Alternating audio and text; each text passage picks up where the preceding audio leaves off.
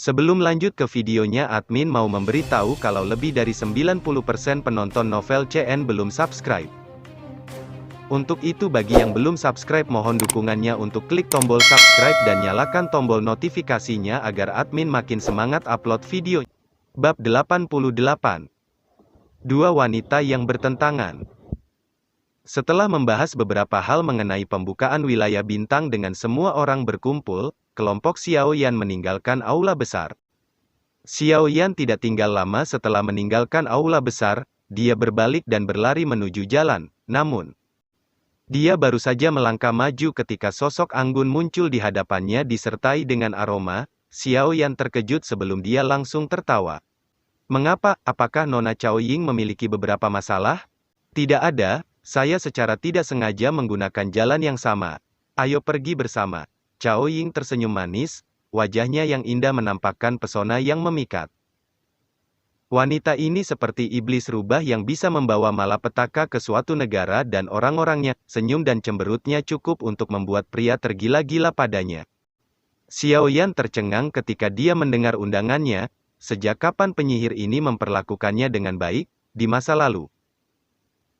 Dia sungguh-sungguh berharap dia terlibat konflik dengan orang lain saat dia berdiri di samping dan menyaksikan pertunjukan.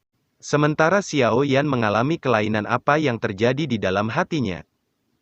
Ekspresi Song Qing sedikit memburuk. Perubahan Chao Ying telah membuatnya merasa tidak nyaman. Dia buru-buru maju dan tertawa.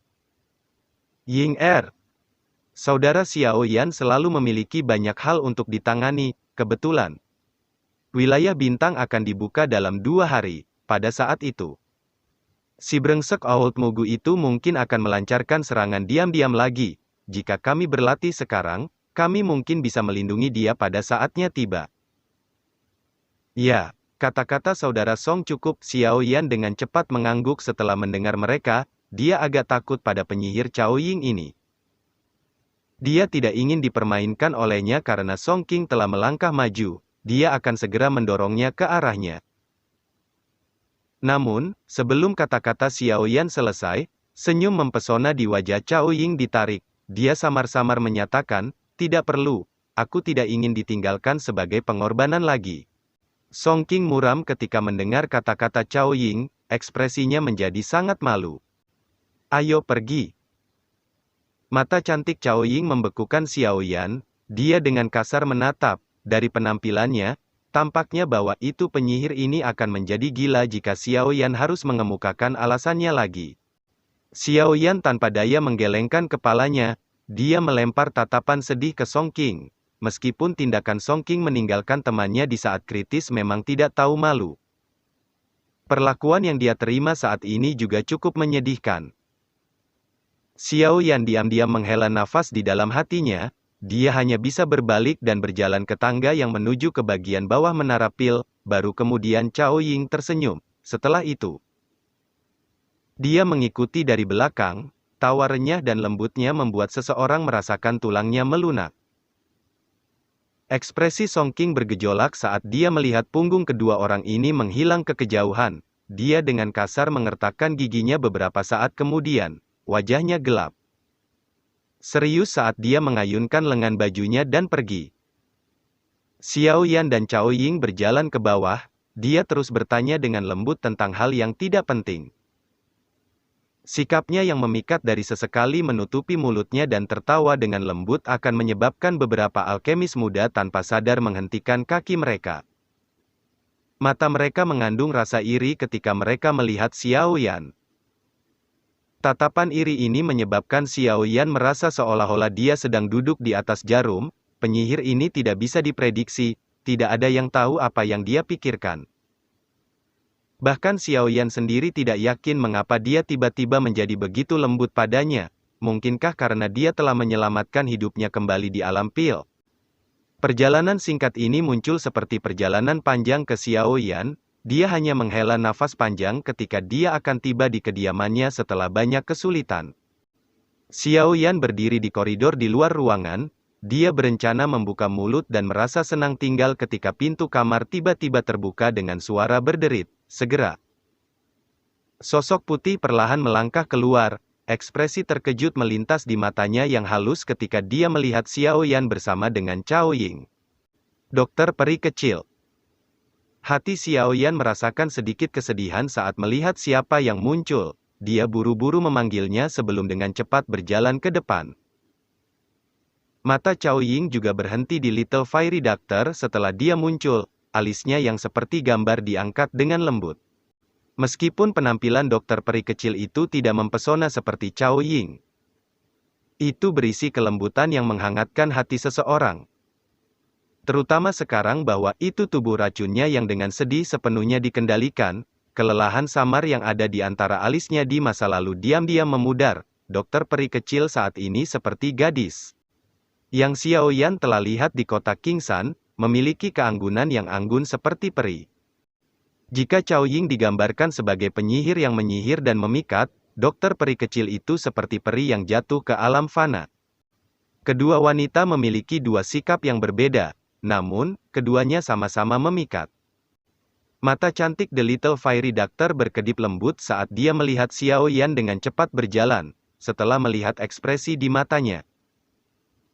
Dia yang cerdas mengerti segalanya di dalam hatinya, sudut mulut tanpa sadar menampakkan senyum hangat. Halo. Cao Ying, bolehkah aku tahu cara memanggil kamu? Senyum memikat yang menggantung di wajah Cao Ying saat dia melepaskan lengan yang panjang dan sempit sambil memperkenalkan dirinya. Dokter peri kecil. Dokter peri kecil dengan lembut memegang tangan Cao Ying, nada lembutnya tidak terburu-buru atau tidak sabar. Saya telah mengikuti Xiao Yan kembali, kamu tidak keberatan? Kan, Cao Ying tersenyum dan menarik tangannya, matanya yang cantik melirik Xiao Yan, tetapi dia berbicara seolah-olah tidak ada yang terjadi. Hanya percakapan santai di antara teman, apa yang ada di pikiranmu? Dokter peri kecil tertawa pelan.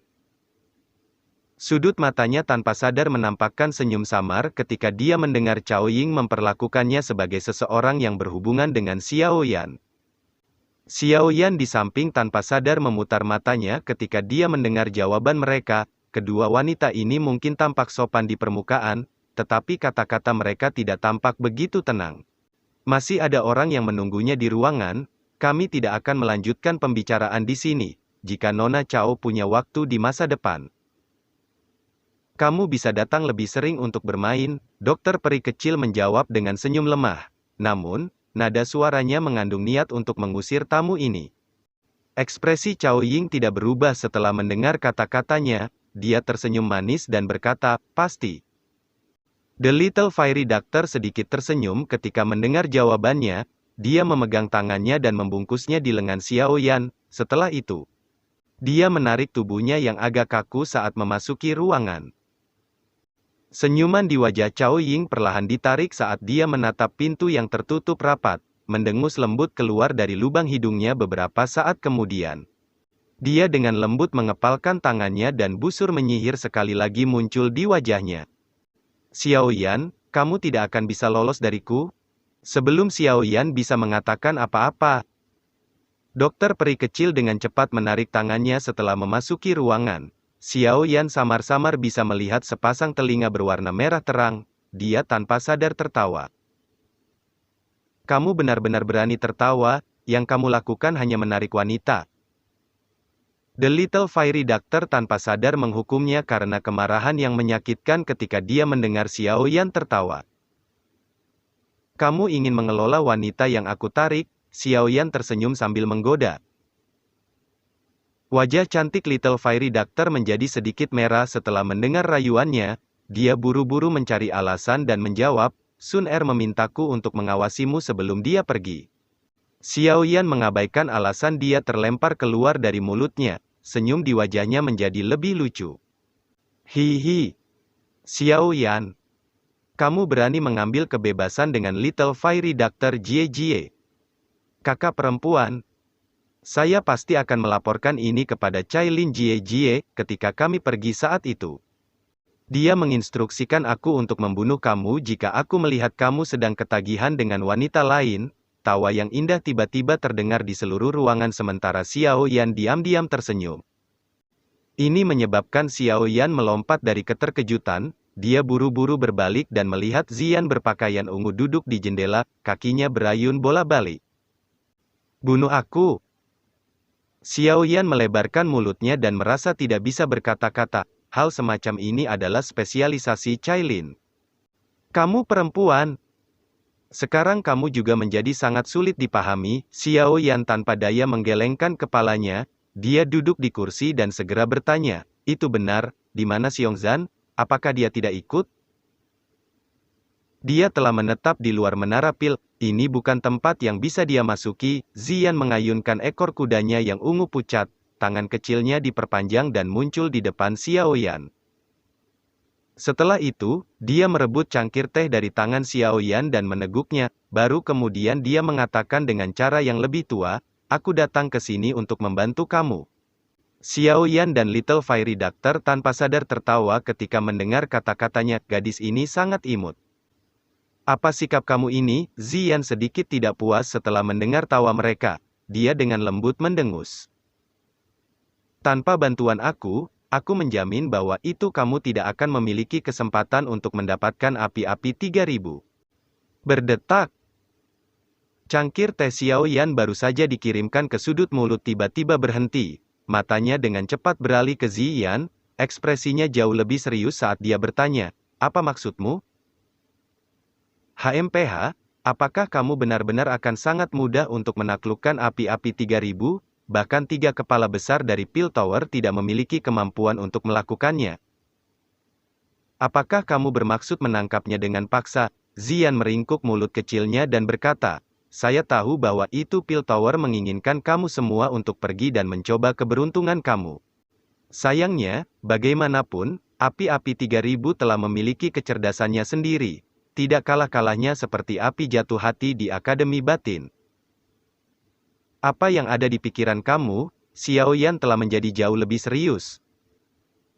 Dia secara alami menyadari bahwa itu pembakaran api 3000 jauh dari apa yang dapat dibandingkan dengan api jatuh jantung. Namun, hal-hal memang harus terjadi ketika dia memikirkannya. Apa hal buruk yang menyebabkan bahkan trio Xuan Kongzi memperlakukannya dengan serius?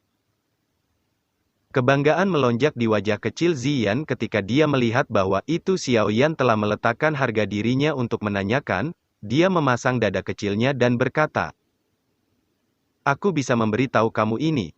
Namun, kamu harus berjanji untuk menyempurnakan bahan obat yang telah kamu dapatkan dari Xiongzan setiap hari. Xiao Yan memutar matanya setelah mendengar ini. Anak kecil yang tamak ini. Baiklah. Kami akan melakukan apa yang kamu katakan. Hihi. Ziyan tertawa, baru kemudian dia berdiri dengan puas. Dia dengan lembut mengepalkan tangan kecilnya dan cahaya berwarna ungu muncul. Segera itu bergoyang dan berubah menjadi naga ungu setengah kaki di depan mata Xiao Yan dan Little Fairy Doctor. Mata naga ungu ini tertutup rapat, tubuhnya berlama-lama. Meskipun itu hanya ilusi, itu samar-samar memiliki naga yang luar biasa mengerikan yang mungkin merasuki ruangan. Saya mendengar Little Fairy Doctor Jie menyebutkan bahwa itu kamu memasuki wilayah bintang 1 kali. The 3000 Burning Flame yang sudah kamu lihat seharusnya terlihat seperti ini kan? Xiao Yan perlahan mengangguk. Naga ungu ini adalah miniatur lengkap dari api-api 3000, tapi kenapa Ziyan tahu seperti apa jadinya? Mungkinkah? Ekspresi Xiao Yan dengan cepat berubah ketika dia memikirkan kemungkinan tertentu.